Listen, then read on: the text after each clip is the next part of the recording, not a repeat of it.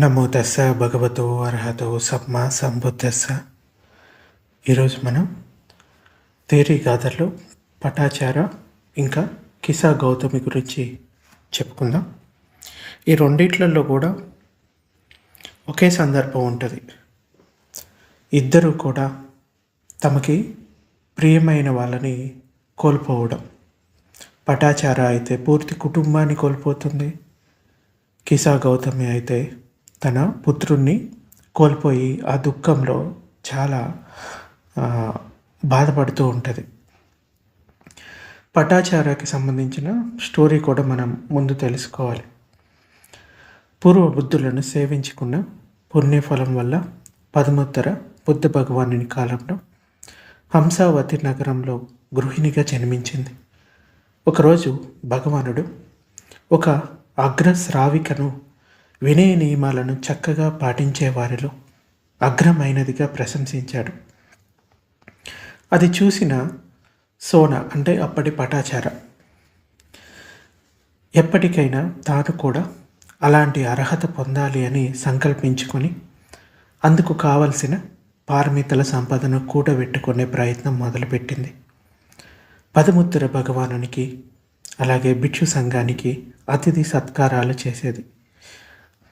యావత్ జీవితం చేసుకున్న అంటే జీవితాంతం చేసుకున్న కుశల కర్మల వలన దేవలోకాలలో సంచరించి కశ్యప బుద్ధుని కాలంలో కాశీ రాజ్యంలో కికి మహారాజుకి ఒక సోదరిగా జన్మించింది.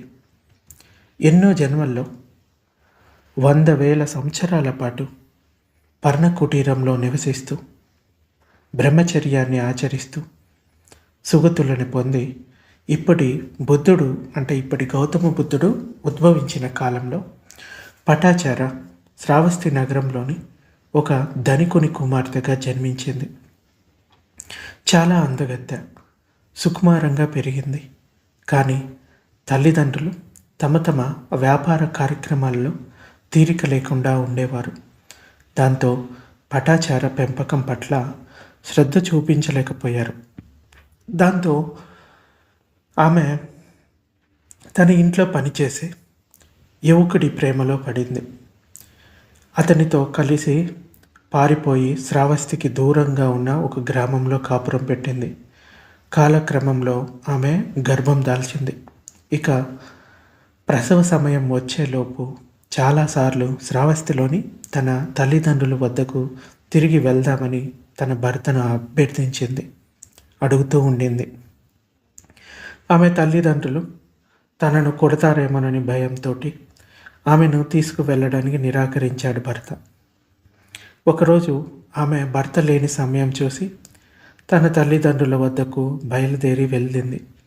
ఆమె భర్త ఆమె దారిలోనే అంటే ఆమె వెళ్ళే దారిలోనే మధ్యలోనే కలుసుకొని తిరిగి ఇంటికి రమ్మని బతిమలాడుకుంటాడు. ఆమె అంగీకరించలేదు. ఏమైనా సరే తన తల్లిదండ్రుల్ని చూడాల్సిందే అని మొండి పట్టింది. అంతలో ప్రసవ సమయం రానే వచ్చింది. ఒక పొదచాటున పిల్లవాడికి జన్మనిచ్చింది. పిల్లవాడు పుట్టిన తరువాత తిరిగి తన భర్తతో ఇంటికి చేరుకుంది. అంటే ఒకప్పుడు ధనికులు కుటుంబంలో ఉంది, ఎటువంటి బాధలు లేని జీవితాన్ని, సౌకర్యవంతమైన జీవితాన్ని జీవించింది. కానీ వీళ్ళిద్దరూ వేరుగా ఒక చిన్న గుడిసెలో ఏదో కూలి పని చేసుకుంటూ ఉండటం ఆమెకి కష్టంగా అనిపించింది. ఇప్పుడు పిల్లవాడు పుట్టాడు కదా, అట్లీస్ట్ తల్లిదండ్రులు అర్థం చేసుకుంటారు, తల్లిదండ్రుల దగ్గరికి తిరిగి వెళ్దాము అని చెప్తుంది భర్తతోటి. భర్తకేమో వాళ్ళు చాలా ధనవంతులు, ఈ విషయం తెలిస్తే నన్ను చంపేస్తారు అని భర్త భయంతో ఆమెకి వెళ్ళడానికి నిరాకరిస్తాడు. ఆమె మళ్ళీ మరోసారి గర్భం దాల్చింది. మళ్ళీ వెనకటి వల్లనే భర్తను పదే పదే వేడుకుంది. అదే సమాధానం తిరిగి తిరిగి భర్త నుంచి వచ్చింది. ప్రసవ సమయం దగ్గర పడుతుండగానే తన పిల్లవాడితోటి పుట్టింటికి బయలుదేరింది. ఆమె భర్త అనుసరించి ఆమెను మళ్ళీ పట్టుకున్నాడు. అంటే అతను లేని సమయంలో ఈమె బయలుదేరింది. తిరిగి వచ్చి చూస్తే ఇంట్లో లేకపోయేసరికి మళ్ళీ తిరిగి వెళ్ళిందేమో అని ఆ దారిలోనే వెళ్తే ఆమె కనబడుతుంది. ఈలోపే మళ్ళీ రెండోసారి కూడా ప్రసవించే సమయం దగ్గర పడింది. దానికి తోడు విపరీతమైన వర్షం. ఆమె భర్త అనువైన స్థలం కోసం వెతుకుతూ దగ్గరలో కొద్ది స్థలాన్ని శుభ్రం చేస్తూ ఉంటాడు. ఆ సమయంలో బాగా వర్షం పడుతుంది. అడవిలో ఒక ఆ, పాము కాటు వేస్తుంది భర్తను. ఆ క్షణంలోనే అతడు చనిపోతాడు. ఒక పక్క చీకటి, వర్షము ఇదన్నీ ఉండేసరికి ఆ పాము అతన్ని కాటు వేసింది. భర్త చనిపోయాడు. కానీ ఈమెకి ఆ విషయం తెలియదు ఇంకా. భర్త కోసం ఎదురు చూస్తూనే పటాచార పిల్లవాడికి జన్మనిచ్చింది. ఆ ఉదయం తన భర్త కోసం ఆ పరిసరాల్లో వెతుకుతుంటే భర్త శవం కనిపించింది. తన దురదృష్టానికి తననే నిందించుకుంటూ శోకభారంతో తన ఇద్దరి పిల్లలను వెంట పెట్టుకొని పుట్టింటి వైపు బయలుదేరి వెళ్ళింది. అంటే ఇంకా వెనక్కి తిరిగి వెళ్ళడానికి భర్త కూడా లేదు. ఇంకా కనీసం పుట్టింటి వాళ్ళ దగ్గరికైనా వెళ్దాము అని బయలుదేరింది. రాత్రంతా కురిసిన భారీ వర్షం వలన నది పొంగి పొర్లింది. ఆ సమయంలో ఇద్దరి పిల్లలతో, అంటే ఒక పిల్లవాడు ఆల్రెడీ పుట్టి ఉన్నాడు, ఒక పిల్లవాడు ఆ రోజు రాత్రి పుట్టి ఉన్నాడు. ఇద్దరి పిల్లలతో ఆ నదిని దాటడం కష్టం అనిపించి పెద్ద పిల్లవాడిని ఒడ్డునే ఉండమని చెప్పి ఒక్కరోజు పసిగుడ్డును, అంటే ఒకరోజు ఆ బిడ్డ పుట్టి ఒక్కరోజు అవుతుంది కదా, ఆ పుట్టిన పిల్లవాడిని చంకనేసుకొని ఆ నదీ ప్రవాహాన్ని దాటుకుంటూ ఆవలి ఒడ్డుకు చేరి బిడ్డను అక్కడే వదిలిపెట్టింది. పెద్ద బిడ్డ గురించి తిరిగి యువతల ఒడ్డుకి బయలుదేరింది. ఈమె నది మధ్యలో ఉండగానే ఒక రాబందు పిల్లవాడిని చూసి మాంసం ముద్దగా భ్రమించి అక్కడ వాలుతుంది. ఆ రాబందుని వెళ్ళకొట్టడానికి పెద్దగా అరుస్తూ చప్పట్లు కొడుతూ ఉంటే అదేమి పట్టించుకొని రాబందు ఆ పిల్లవాడిని ముక్కుకు కరుచుకొని ఎగిరిపోతుంది. అంటే ఆ పిల్లవాడిని తీసుకెళ్ళిపోతుంది. యువతల ఒడ్డు ఉన్న పెద్ద పిల్లవాడు నది మధ్యలో అమ్మ చప్పట్లు కొట్టడం చూసి తనను పిలుస్తుందని భావిస్తాడు. అమ్మ దగ్గరికి వెళ్ళేసరికి దగ్గరికి వెళ్ళే ప్రయత్నంలో నది ప్రవాహానికి భలే కొట్టుకుపోతాడు. అంటే నది మధ్యలో ఉంది కదా, ఈమె చప్పట్లు కొట్టడం, ఆ రాబందుని ఏమంటారు తోలడానికి అరుస్తూ ఉంది కదా, ఇది విన్న పెద్ద పిల్లవాడు అమ్మ నన్ను పిలుస్తుంది, నేను వెళ్ళాలి అని ఆ నదిలోకి దిగుతాడు. ఆ నది ప్రవాహానికి భలే కొట్టుకుపోతాడు. ఈ విధంగా పటాచార భర్తతో పాటు తన ఇద్దరి పిల్లల్ని కూడా కోల్పోయింది. ఇంకా ఆమె బిగ్గరగా ఏడుస్తూ ఒక కొడుకును గద్ద ఎత్తుకుపోయింది, మరో కొడుకును నది ప్రవాహం మింగేసింది, పాము కాటుతో నా భర్త చనిపోయాడని వాపోయింది. శ్రావస్తి నుండి వచ్చిన ఒక వ్యక్తిని తన తల్లిదండ్రుల గురించి అడిగింది. అంటే ఆల్మోస్ట్ ఆ గ్రామం దగ్గరికి వెళ్ళి అక్కడ అడుగుతుంది, మా తల్లిదండ్రులు ఎలా ఉన్నారు ఏంటి అని అడిగితే అతను చెప్తాడు, ఆ రాత్రే శ్రావస్తిలో వచ్చిన గాలివానలో పిడుగుపడి ఆమె పుట్టిన ఇల్లు కాలిపోయి తల్లిదండ్రులతో సహా ఉన్న ఒకే ఒక సోదరుడు కూడా మరణించాడని, వారి అంత్యక్రియలు కూడా అయిపోయాయని చెప్పాడు. ఈ ఘోరమైన విచారకరమైన విషయం వినడంతో పటాచార మతిస్థిమితం లేకుండా కోల్పోయింది. అంటే పిచ్చిదైపోయింది. ఆల్మోస్ట్ తన ఒంటి మీద బట్టలు ఊడిపోయాయన్న ధ్యాస కూడా తనకు లేకుండా పోయింది. అర్ధనగ్నంగా తయారైంది. శ్రావస్తి నగర వీధుల్లో పెద్ద పెద్దగా ఏడుస్తూ తిరుగుతూ ఉంది. బుద్ధ భగవానుడు జేతవన విహారంలో ధర్మబోధ చేస్తున్న సమయంలో దూరంగా పటాచార అటువైపుగా వెళ్ళింది. భగవానుడు ధర్మం బోధిస్తూ ఉంటే ధర్మం ఆమె చెవిన పడగానే కొంత తెలివి వచ్చింది. తన గురించిన ఎరుక కలగగానే ఒంటిపై బట్టలు నిండుగా లేవని గ్రహించి సిగ్గుతో ఒక పక్కన కూర్చుంది. ఎవరో ఒక గోనె పట్టను కప్పుకోవడానికి, అంటే దుప్పటి లాంటిది కంబలి కప్పుకోవడానికి ఇచ్చారు. తన ఇద్దరు బిడ్డలను, భర్తను, తల్లిదండ్రులను, ఆఖరకు ఒక్కగానొక్క సోదరుని ఎలా మరణించారో బుద్ధునితో చెప్పింది. ఆ గోనె పట్టాను కప్పుకుంది కాబట్టి కనుక అప్పటి నుంచి అందరూ ఆమెని పటాచార అని పిలిచేవారు. అసలు పేరేంటో మనకు కూడా తెలీదు. ఇక్కడ త్రిపిటకలో మనకి మెన్షన్ చేయలేదు. కాకపోతే ఆమెని అప్పటినుంచి పటాచార, పటాచార అని పిలిచేవారు. బుద్ధుడు ఆమెను అనునయించి ఇలా చెప్తాడు, "ఓ పటాచార, భయపడకు. నిన్ను సరైన దిశలో నడిపించి నిన్ను రక్షించే వారి దగ్గరికే వచ్చావు. ఈ జనన మరణమ భ్రవచక్రంలో ఎంతోమంది తల్లిదండ్రులను, కొడుకులను, భర్తలను, సోదరులను పోగొట్టుకొని లెక్కలేనంత కన్నీరు కార్చావు. ఆ తర్వాత బుద్ధుడు ఆమెకు లెక్కించలేని జన్మల గురించి వివరించే ఒక సుత్తా గురించి చెప్తాడు. మనం ఇంతకుముందు కూడా కొన్ని సుత్తాల్లో చెప్పుకున్నాము. మన కన్నీటినంతా ఎవరి కోసమైతే ఏడుస్తున్నామో, అంటే తల్లిదండ్రులు అయి ఉండొచ్చు, లేకపోతే సోదరులు మనకు ప్రియమైన వాళ్ళు, ఆ ఏడ్చిన కన్నీటినంతా ఒక చోట చేరిస్తే 4 మహాసముద్రాలు అవుతాయి. అన్ని జన్మల్లో అంతంత దుఃఖాన్ని పొందావు. వారు చనిపోయిన ఎముకల గూడులు కనుక ఒక దగ్గర కనుక వేస్తే అది ఒక పెద్ద మేరు పర్వతం అంతా అవుతుంది అని చెప్తాడు. అంటే అంతమంది కోసం అన్ని జన్మల్లో దుఃఖించావు. ఇది చెప్పిన తర్వాత దాంతో ఆమె కొంచెం ప్రశాంతత పొందుతుంది. భగవానుడు చెప్తూ, పోయిన వారి గురించి అదే పనిగా ఆలోచించి ప్రయోజనం లేదు. తనను తాను పరిశుద్ధం కావించుకుంటూ కృషితో నిబ్బానాన్ని సాక్షాత్కరించుకోవాలి అని చెప్తాడు. సో ఆ విధంగా పటాచారాకి కొంచెం బోధార్పు లభించింది. ధర్మ సందేశం విన్న తర్వాత పటాచార అనిత్యం, అశాశ్వతమైన జన్మ గురించి తెలుసుకున్న సంసార చక్కెర భ్రమణం నుండి విముక్తి పొందే దిశగా అడుగులు వేసింది. భగవాను ప్రవజ్య తీసుకోవడానికి వేడుకుంటుంది. సంఘంలో ఆమె భిక్షునిగా ప్రవజ్య తీసుకుంది. ఒకరోజు ఆమె భిక్షాటం నుంచి తిరిగి వచ్చిన తర్వాత ఒక చెంబుతో నీళ్లు తీసుకొని కాలు కడుక్కుంటూ ఉంది. నీళ్లు పోయగానే ఆ నీరు కొద్ది దూరం పోయి అదృశ్యం అవ్వడం గమనించింది. రెండోసారి కూడా ఆ నీటిని గుమ్మరించినప్పుడు ఈసారి నీరు మరికొంత దూరం పోయి కనుమరుగైపోయింది. మూడోసారి పోసిన నీరు మరికాస్త దూరం పోయి అదృశ్యమయ్యాయి. అలా నీరు ప్రవహించి కనపడకుండా పోవడం గమనించిన పటాచార ఒక జీవి యొక్క 3 దశలను క్షుణ్ణంగా అర్థం చేసుకుంది.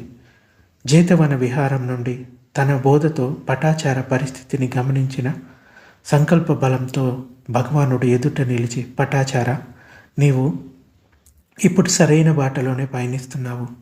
పంచస్కందాల గురించిన పూర్తి అవగాహన నీకు ఇప్పుడు కలిగింది. వస్తువుల అశాశ్వతత్వాన్ని, నశ్వరాన్ని, వాటిలోని అసంతృప్తిని చూడలేని వారు 100 ఏళ్ళు బ్రతికినా వ్యర్థమే అని భగవానుడు చెప్తాడు. వెంటనే పటాచార అర్హంతురాలైపోయింది. ఆ తర్వాత ఆమె పలికిన గాథలే ఇది. ఏంటంటే, రైతులు చేను దున్నుచు నాగేటి సాలులో విత్తులు ఎదపెట్టి పంట పండించి ధనం సంపాదిస్తూ భార్య బిడ్డలను పోషించుకుంటారు. శీల సంపదలతో, సావధానంతో, నమ్రతతో, ఎరుకతో కృషి చేస్తూ బుద్ధ భగవానుని శాసనాన్ని పూర్తి చేసి మీరెందుకు నిబ్బానాన్ని పొందరు? కాళ్ళు కడిగిన నీరు పల్లానికి పారడం చూసి జనులు మృత్యువు వైపు సాగిపోతూ ఉంటారు అనే భావన కలిగింది. బంధుజనుల మరణం వలన లోన దాగిన దిగులంతా వదిలిపోయింది. జాతి గుర్రాన్ని నియంత్రించిన విధంగా నేను నా మనసుని నియంత్రించాను. ఆ తర్వాత విహారంలోకి వెళ్ళి ఒక పక్కన దీపాన్ని వెలిగించి శయనాసనంపై కూర్చొని, అంటే తన ఆసనంపై, ధ్యాన ఆసనంపై కూర్చొని, అప్పుడే నేను మినుకుమంటున్న ఆ దీపపు సిక్కను జ్వలింప చేయడానికి సూదితో ముందుకు జరిపాను. ఆ దీపపు దృష్టాంతంతో నాకు నిబ్బానం ప్రాప్తించింది. నా చిత్తం దోషాలన్నిటి నుండి విముక్తమయ్యింది. అంటే నూనె ఆవిరై ఒత్తి కాలిపోవడం, దీపం పూర్తిగా ఆరిపోవడం నిబ్బానానికి సంకేతం. అంటే ఒకరోజు ఉదయ ధ్యానానికి పోతున్నప్పుడు ముందుగా నేను కాళ్ళు కడుక్కోవడానికి ఒక చెంబుడు నీళ్ళు కాళ్ళ మీద జారబోసానని చెప్పింది కదా. అవి కొంత దూరం నేల మీద పారి ఇంకిపోయాయి. మరో చెంబు నీళ్లు పోసింది. అవి మరి కొంత దూరం పోయి ఇంకిపోయాయి. ఎన్నెన్ని నీళ్లు ధారగా పోస్తే అంతంత దూరం పోయి ఇంకిపోతూ ఉన్నాయి. నాలో ఒక ధర్మ విచారణ తలెత్తింది. ప్రాణుల ఆయుష్లు కూడా వారి పుణ్య పారమితల దారాలను బట్టి ఈ భూమి మీద ఇంకిపోతూ ఉంటాయి. ఎన్ని చెంబుల ఆయుష్ ఉంటే అంతకాలం భూమి మీద కొనసాగుతారు అని అర్థం చేసుకుంది. ఈ విధంగా పటాచార నిబ్బానాన్ని పొందింది. కొన్నిసార్లు కొంతమంది తనకి దగ్గర వాళ్ళని పోగొట్టుకొని ప్రియమైన వారిని ధర్మంలోకి వస్తారు. కొన్నిసార్లు అవేమీ లేకుండా వాళ్ళకి ఇంద్రియ సుఖాలపై ఉన్న కోరికల్ని వదిలిపెట్టి వాటిలో సారమేమీ లేదని కొంతమంది ప్రవజ్య తీసుకుంటారు. కానీ అల్టిమేట్ ఏంటంటే నిబ్బానాన్ని పొందటం. ఎప్పటి వరకు అయితే తృష్ణని అవిద్యని పోగొట్టుకోవో అప్పటి వరకు ఈ భవచక్రం ముందుకు వెళ్తూనే ఉంటుంది. ఎవ్వరూ ఈ మరణానికి అతీతులు కాదు. బుద్ధుడు కూడా మరణానికి అతీతం కాదు. అంచేత పోయిన వారి గురించి అదే పనిగా దిగులు చెందుతూ ఉండటం వల్ల వాళ్ళు తిరిగి రారు. అంచేత ఆ విచారణను వదిలిపెట్టి ధర్మాన్ని చక్కగా అర్థం చేసుకొని నిరంతర ప్రయత్నంతో నిబ్బానాన్ని పొందడానికి ప్రయత్నించాలి. అసలు మానవ పుట్టుక యొక్క లక్ష్యం ఏంటంటే నిబ్బానాన్ని పొందటం. అది అందరికీ సాధ్యపడదు కదా. జంతువులకి నిబ్బానం అంటే ఏంటి తెలియదు. అవి కేవలం ఆకలేస్తే ఆహారాన్ని తింటాయి, నిద్ర వస్తే పడుకుంటాయి, వాటి లోపల కోరికలు కలిగితే అవి సంభోగం చేస్తాయి. అంతేగాని నిబ్బానము, ధ్యానము, శీలము అనేవి వాటికి చాలా వరకు తెలియదు. కొన్ని మంచి జీవులు ఉంటాయి, కానీ అన్ని జీవులు ఎక్కువ శాతం అధోలోకాల్లో జన్మించే జీవులు కానీ జంతులోకంలో జన్మించే జీవులు కానీ వాటికి అంత తెలివి ఉండదు. అంచేత మానవ జన్మ దొరకడం అన్నది చాలా దుర్లభమైన విషయం. ఆ మానవ జన్మ దొరికినప్పుడు దాన్ని చక్కగా ఉపయోగించుకోవాలి. మనల్ని మనమే సంస్కరించుకోవాలి. వేరొకరు ఎవ్వరు కూడా మనకి నిబ్బానాన్ని, మోక్షాన్ని కానీ ఇవ్వలేరు. మన కోసం మనమే నిలబడాలి. ఒక ఉదాహరణ చెప్పాలి అంటే చీకట్లో మనం చూస్తే మన నీడ కూడా మనతో పాటు ఉండదు. అటువంటిది జీవితం మొత్తం కూడా ఇంకెవరో మనతో పాటు కలిసి ఉంటారని నమ్మకం ఎందుకు పెట్టుకోవడం? మన నీడే చీకట్లో మనతో పాటు ఉండదు కదా. అంచేత మన మీద మనం ఆధారపడి శీలవంతమైన జీవితాన్ని జీవిస్తూ ప్రజ్ఞను బలోపేతం చేసుకోవడానికి ప్రయత్నించాలి. ఇంకొక తేరీ గాథ గురించి కూడా దీంట్లో చెప్పుకుందాం. కిసా గౌతమి తేరీ గాథలు. పూర్వపు బుద్ధులను పూజించిన పుణ్యం ఫలితంగా ఎన్నో కల్పాలకు పూర్వం పదుముత్తర భగవానుని కాలంలో కిసా గౌతమి హంసావతి నగరంలో గృహిణిగా జన్మించింది. ఒకరోజు ఆమె బుద్ధ భగవానుని వద్దకు ధర్మం వినడానికి వెళ్ళింది. ఆ రోజు ఒక భిక్షునీలందరిలో ముతుక చీవరాలు ధరించడంలో అగ్రమైన దానిగా పదముత్తర భగవానుడు ఆమెను ప్రశంసించాడు. ఆ భిక్షుని అది విని తాను కూడా అలా భగవానుని ప్రశంసలు అందుకోవాలని సంకల్పించుకుంది. భగవానుడు అలాగే జరుగుగాక అని అనుమోదం తెలుపుతాడు. ఇలా చేసుకున్న పుణ్యకర్మల ఫలితంగా దేవలోకాల్లో సంచరిస్తూ శ్రావస్తి నగరంలో ఒక పేద ఇంట జన్మించింది. బక్కగా ఉండటం వలన ఆమెకు కిసా గౌతమి అని పేరు వచ్చింది. ఆమె ఒక ధనిక యువకుణ్ణి వివాహమాడింది. వారికి ఒక బిడ్డ కలిగాడు. ఆ పిల్లవాడు తప్పటడుగులు వేస్తూ ముద్దులు మూటగట్టే వయసులోనే చనిపోయాడు. కిసా గౌతమి ఆ శోక భారానికి తల్లడిల్లిపోయింది. తన బిడ్డను బ్రతికించడానికి ఏముందో అంటే ఏదో ఒక మందు ఇస్తారేమోనని, మంత్రం వేస్తారేమోనని చనిపోయిన బిడ్డ శవాన్ని భుజాన వేసుకొని ఆ నగర వీధులన్నీ తిరగసాగింది. ఈమెకు పిచ్చి పెట్టినట్లు ఉంది అని అనుకున్నారు ఆ నగర ప్రజలు. ఒకతను ఈమె యొక్క దీన అవస్థను గమనించి, సోదరి, నీవి సమయం కలవవలసింది, అంటే ఈ సమయంలో కలవవలసింది ఒక్క బుద్ధ భగవానుణ్ణి. నీవు కోరుకునే మందు అతను మాత్రమే ఇవ్వగలడు. వెళ్ళి అతన్ని కలువు అని సలహా ఇచ్చాడు. ఆమె భగవానుడున్న చోటుకి వెళ్తుంది. వెళ్ళి చనిపోయిన తన కొడుకుని బ్రతికించే ముందు అంటే ఏదో ఒక మందు ఇవ్వమని అంటుంది. భగవానుడు ఆమె యొక్క మానసిక స్థితిని చూసి నగరంలోకి వెళ్ళి అసలు మరణం సంభవించని ఇంటి నుండి గుప్పెడు ఆవాలు తీసుకురమ్మని చెప్పి పంపించాడు. తన బిడ్డ తిరిగి జీవిస్తాడనే అంటే చాలా సంతోషంతో ఆనందంతో పరుగున నగరంలోకి వెళ్ళింది. మొదటి ఇంటికి వెళ్ళి గుప్పెడు ఆవాలు అడిగింది. వారు గుప్పెడు ఆవాలే కదా, అవెంత భాగ్యం అని ఆవాలను ఇవ్వడానికి ఇంట్లోకి వెళ్ళారు. అప్పుడు కిసా గౌతమి అడిగింది ఏమనంటే, అమ్మ, మీ ఇంట్లో ఎవరు మరణించగలేదు కదా, భగవానుడు చెప్తాడు, నువ్వు తెచ్చే ఆవాలు వాళ్ళ ఇంట్లో ఎవరు మరణించని వాళ్ళ ఇంట్లో నుంచే నువ్వు గుప్పెడు ఆవాలు తీసుకురావాలి అని చెప్తారు. ఆమె అడిగిన తర్వాత వారు చెప్తారు, ఆ కుటుంబంలో వారు, ఎందుకు లేరు, మా కుటుంబంలో చాలామంది చనిపోయారు అని. అయితే మీ ఇంట్లో ఆవాలు నాకు పనికిరావు అని చెప్పి కిసా గౌతమి నిరాశతో మరో ఇంటికి వెళ్ళింది. ప్రతి ఇంట్లోనూ ఆమెకు ఇదే పరిస్థితి ఎదురైంది. ప్రతి ఒక్కరూ ఆమెకు సహాయం చేయాలనుకున్న వారే. అయితే మరణం లేని ఏ కుటుంబం ఉండదు కదా. పొద్దున మొదలు పెడితే సాయంత్రం అయిపోయింది. చావు తన ఒక్క ఇంట్లోనే కాదు, అందరి ఇళ్లలోనూ జరుగుతుంది అని తెలుసుకుంది. అంటే ఇలా అంటుంది, ఏ గ్రామం ధర్మమైన, నగర ధర్మమైన, చివరకు దేవలోక ధర్మమైన అనిత్య ధర్మమే. ఏ కుటుంబ ధర్మం కూడా అనిత్య ధర్మానికి అతీతం కాదు. చాలా ముఖ్యమైన పాఠాన్ని భగవానుడు ఆమెకి ఎంత సరళంగా చెప్పాడో తెలుసుకుంది. అంటే తన కొడుకు పోయాడని చాలా దుఃఖపడుతుంది కదా. కానీ ప్రతి ఒక్కరు తమకు ప్రియమైన వారిని కోల్పోతారు. నేను ఒక్కదాన్నే కాదు, మరణం అన్నది ఎవరికి అతీతం కాదు అని తెలుసుకుంటుంది.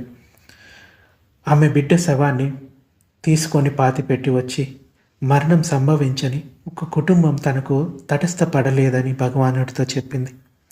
అప్పుడు ఇలా చెప్తాడు భగవానుడు, గౌతమి, కేవలం నీ కొడుకు మాత్రమే చనిపోయాడని అనుకోవద్దు. నీవు గుర్తించినట్లు మరణం అన్ని జీవులకు అతి సామాన్యంగా సంభవిస్తుంది. అనిత్యమైనవన్నీ మారిపోతాయి. మరణం అందరినీ లాక్కెళ్ళిపోతుంది అని భగవానుడు బోధించాడు. అశాశ్వతం దుఃఖజనితమైన ఈ సంసారిక జీవితం నుండి వైదొలిగి ఆమె ప్రవజ్య తీసుకోవాలి అనుకుంటుంది. తనకు ప్రవజ్య ఇచ్చి సంఘంలో భిక్షునిగా చేర్చుకోమని బుద్ధుణ్ణి ప్రార్థించింది. ఆమె ప్రవజ్య తీసుకొని భిక్షుని అయ్యింది. అన్ని మానసిక క్లేశాల నుండి బయటపడి కిసా గౌతమి తనను తాను శుద్ధి చేసుకునేందుకు పూర్తి ఎరుకతో సడలని ప్రయత్నంలో అహర్నిశలు ఈ ధర్మాన్ని ఆచరిస్తూ కృషి సలుపుతూ శ్రోతాపన్న స్థితిని పొందింది. ఒక రాత్రి కొన్ని నూనె దీపాలను వెలిగించి పెట్టి వాటికి కొద్ది దూరంలో కూర్చుంది. ఆ దీపాల వెలుగును చూడసాగింది. అదే పనిగా దీపాలను చూస్తూ ఉంటే కొన్ని దీపాలు బాగా వెలగటం, మరికొన్ని దీపాలు మసకగా వెలగడం గమనించింది. ఈ విధంగా తలపోసుకుంది. అంటే మనసులో ఇలా అనుకుంది, ఈ ప్రపంచంలోని జీవులు ఈ దీపాల వలనే ఉంటాయి. నూనె ఉన్నంత వరకు వెలుగుతూ ఉంటాయి. ముందుగా నూనె అయిపోయినవి కొండెక్కిపోతాయి, అంటే ఆరిపోతాయి. కొన్ని మినుకుమంటూ వెలుగుతూ మరికొద్దిసేపటికి ఆరిపోతాయి అని తన బోధితో కిసా గౌతమి పరిస్థితిని జేతవన విహారం నుండి చూసిన భగవానుడు తన ఇద్దిశక్తితోటి ఈమెకు ఇలా చెప్తాడు, ఫలమేమి కలుగు అమృత పదాన్ని పొందకుండా 100 ఏళ్ళు జీవించిన ధన్యం కదా, ఒక్కరోజు జీవించి బ్రతికిన అమృత పదాన్ని. అంటే ఎటువంటి ఫలితం లేని 100 ఏళ్ళ జీవితం కన్నా అట్లీస్ట్ మార్గఫలాల్లో ఏదో ఒకటి పొంది ఒక్కరోజు జీవించిన ధన్యమే కదా అని చెప్తాడు. అశాశ్వతమైన వస్తువులపై ధ్యానం కొనసాగించమన్నాడు. ఆ తర్వాత కొద్దిసేపటికే కిసా గౌతమి అర్హంత స్థితిని పొందింది. ఒకరోజు జేతవనంలో భగవానుడు భిక్షునీలందరిలో కిసా గౌతమిని ముదుక చీవరాలు ధరించడంలో అగ్రమైన దానిగా ప్రశంసించాడు. అప్పుడు కిసా గౌతమి ఇలా చెప్తుంది, శాక్యముని బుద్ధ భగవానుడు ఉపదేశించిన కళ్యాణ మైత్రిని ధారణ చేసినవాడు మూర్ఖుడైనా సరే ఒకనాటికి బుద్ధిమంతుడవుతాడు. కళ్యాణ మిత్రులతో స్నేహం చేస్తే మూర్ఖుడు కూడా తెలివి కలవాడు అవుతాడు. కళ్యాణ మిత్రులు అంటే మనల్ని ధర్మ మార్గంలో ముందుకు తీసుకెళ్లే ఆచార్యులు అయ్యుండొచ్చు, సబ్రహ్మచారులు అయ్యుండొచ్చు, అటువంటి స్నేహితులు అన్నమాట. వాళ్ళని కళ్యాణ మిత్రులు అంటారు. అటువంటి వారి స్నేహం వల్ల మూర్ఖుడు కూడా తెలివి కలవాడు అవుతాడు. సజ్జనులతో స్నేహం చేసినందువల్ల ప్రజ్ఞ వృద్ధి చెందుతుంది. సత్సంగం వల్ల సాధకుల దుఃఖం దూరం అవుతుంది. కళ్యాణ మిత్రులతో స్నేహం చేయడం వల్ల 4 ఆర్య సత్యాలు అనుభూతికి వస్తాయి. ఇది దుఃఖం అని తెలుస్తుంది, ఇది దుఃఖ సముదయం అని తెలుస్తుంది, ఇది దుఃఖ నిరోధం అని తెలుస్తుంది, ఇది దుఃఖ నిరోధానికి మార్గం అని తెలుస్తుంది. స్త్రీ జన్మ కూడా దుఃఖమేనని పురుష ధమ్మ సారథి అయిన భగవానుడు తెలిపాడు. ఆ పైన సవతిని పొందడం ఇంకా దుఃఖం, పిల్లల్ని కనడం కూడా దుఃఖమే. కొందరు సుకుమారమైన స్త్రీలు గృహ కలహాల వల్ల అంటే గొడవల వల్ల తమ గొంతులు కోసుకుంటారు. కొందరు విషం తిని మరణిస్తూ ఉంటారు. వారంతా శత్రువులైన పురుషుల కామ ప్రపంచంలో చిక్కి కష్టాల్లో పడుతున్నారు. బిడ్డ పుట్టగానే త్రోవలోనే భర్త మరణించిన నిర్భాగ్యురాలైన స్త్రీని చూశాను. ఆమె తిరిగి తన ఇంటికి కూడా వెళ్ళలేకపోయింది. భర్తను 2 బిడ్డలను మార్గంలోనే పోగొట్టుకున్న నిర్భాగ్యురాలైన స్త్రీ భిక్షాటన చేస్తూ ఉండగా చూశాను. ఇంకా ఆమె తల్లిదండ్రులు, సోదరులు కూడా మరణించారని, ఆ ముగ్గురిని ఒకే చీతిపై కాల్చారు అని తెలిసింది. దుఃఖాలతో నిండి ఉన్న ఓ నారీమణులారా, మీరు అసంఖ్యాక జన్మల్లో అపరిమితమైన దుఃఖాలను అనుభవిస్తూనే ఉన్నారు. అశ్రుధారలను కురిపిస్తూనే ఉన్నారు.